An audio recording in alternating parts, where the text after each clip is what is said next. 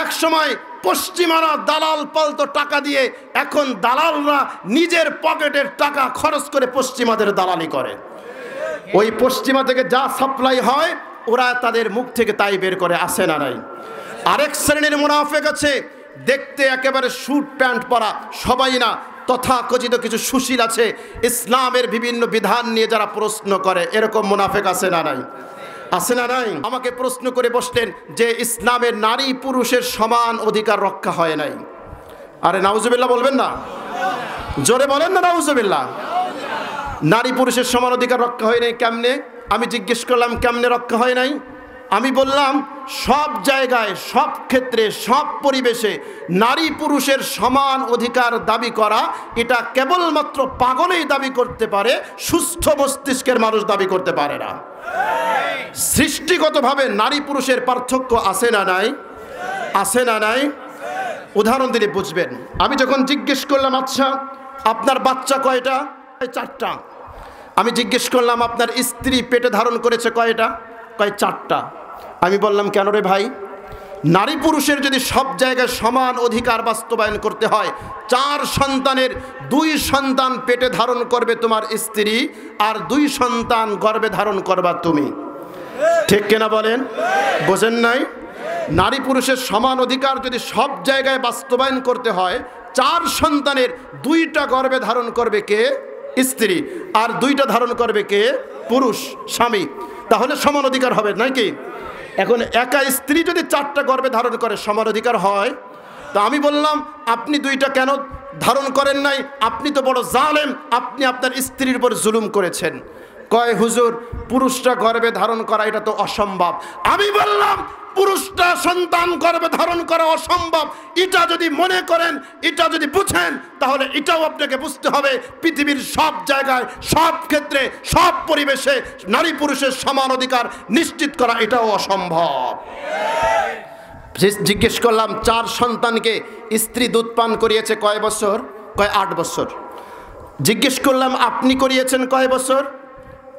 যুক্তি তো বলে নারী পুরুষের যদি সমান অধিকার হয়, স্ত্রী তার সন্তানকে দুধ পান করাবে 4 বছর, স্বামী করাবে 4 বছর। ঠিক কিনা বলেন? কথা কি বোঝা যায়? নারী পুরুষের সমান অধিকার যদি সব জায়গায় প্রয়োগ করতে চান, 4 সন্তানকে 8 বছর দুধ পান করালে 4 বছর করাবে স্ত্রী, আর 4 বছর করাবে কে? করাবে স্বামী। তাহলে সমান অধিকার হয়? তা না হলে তো সমান অধিকার হয় না। উনি বললেন হুজুর এটা তো অসম্ভব, পুরুষ কি তার সন্তানকে দুধ পান করাতে পারে? আমি বললাম এটা যদি বুঝেন যে পুরুষ তার সন্তানকে দুধ পান করানো অসম্ভব, পৃথিবীর সব জায়গায়, সব ক্ষেত্রে, সব পরিবেশে নারী পুরুষের সমান অধিকারের দাবি করা এটাও অসম্ভব। তাহলে প্রশ্ন করলেন আচ্ছা তাহলে ইসলাম কি অধিকারের কথা বলে?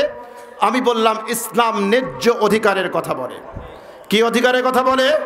ন্যায্য অধিকারের কথা বলে।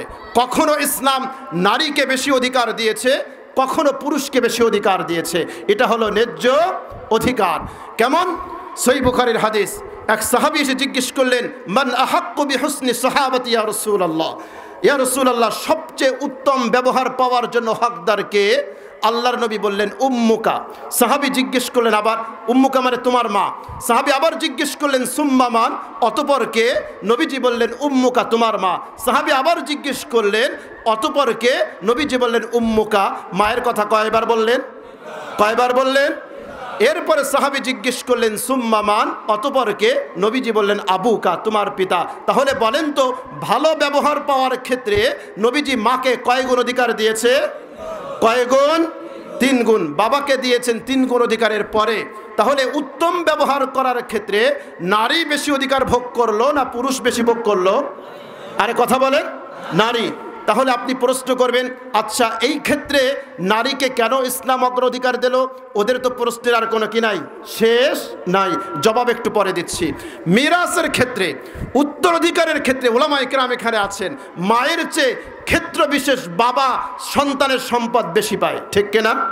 তাহলে সম্পদ দেওয়ার ক্ষেত্রে ইসলাম বাবাকে দিল বেশি, উত্তম আচরণ পাওয়ার ক্ষেত্রে ইসলাম অধিকার মাকে দিল বেশি। প্রশ্ন হয় কি হয় না যে ইসলাম এমন করলো কেন? প্রশ্ন হয় কি হয় না? জবাব কোরআন খোলেন, ওয়াসাইনাল ইনসানা বিওয়ালিদাইহি ইহসানা হামালাতহু উম্মুহু কুরহা ওয়া ওয়াদাআতহু কুরহা ওয়া হামলুহু ওয়া ফিসালুহু 30 শাহরা। একটা সন্তান দুনিয়ায় আসার ক্ষেত্রে তিনটা এমন কষ্ট আছে, যেই তিনটা কষ্টের ভাগীদার বাবা নয়, শুধুমাত্র মাকেই ভোগ করতে হয়। ঠিক কিনা বলেন? সন্তান যখন গর্ভে আসে, গর্ভধারণ করার কষ্ট আছে না নাই? এই কষ্ট ভোগ করে কে? মা না বাবা? বাবা না মা? কথা বলেন, মা। সন্তান গর্ভে আসলে গর্ভে ধারণ করার কষ্টটা ভোগ করে কে? সন্তান প্রসবের কষ্ট আছে না নাই? এই কষ্টটা ভোগ করে কে? মা। সন্তানকে দুধ পান করানোর কষ্ট আছে না নাই? এই কষ্টটা ভোগ করে কে? মা। তাহলে সন্তান পৃথিবীতে আসলো, একটু বড় হলো, তিনটা কষ্ট আছে। এই তিনটা কষ্টে বাবার কোনো অংশগ্রহণ নাই। তাহলে সন্তান দুনিয়ায় আসার ক্ষেত্রে তিনটা এমন কষ্ট আছে, যেই কষ্টগুলো শুধুমাত্র মা বাবা ভোগ করে। এজন্য ইসলাম উত্তম ব্যবহার পাওয়ার ক্ষেত্রে সন্তানের থেকে 3 গুণ অধিকার দিয়েছেন। এবার বুঝে থাকলে বলুন, ইসলাম যে মাকে 3 গুণ অধিকার দিল, এটা যৌক্তিক না অযৌক্তিক? জোরে বলেন, যৌক্তিক না অযৌক্তিক? বুঝে আসছে? প্রশ্ন করবেন, তাহলে বাবাকে কেন সম্পদ বেশি দিল?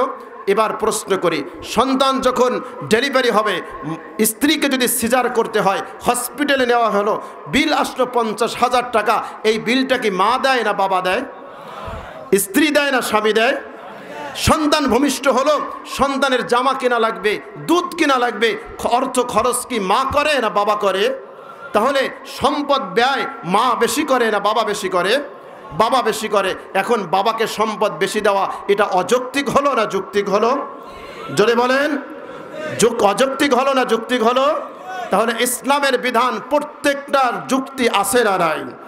সুতরাং আমরা বলতে চাই, তোমার যুক্তিতে যদি ইসলাম না ধরে, ইসলামের বিধান না ধরে, পাবনায় গিয়ে ফার্স্ট ক্লাস সিট বরাদ্দ দিয়ে তোমার মস্তিষ্কের চিকিৎসা করানো দরকার। ইসলামের বিধানে কোনো ভেজাল নাই।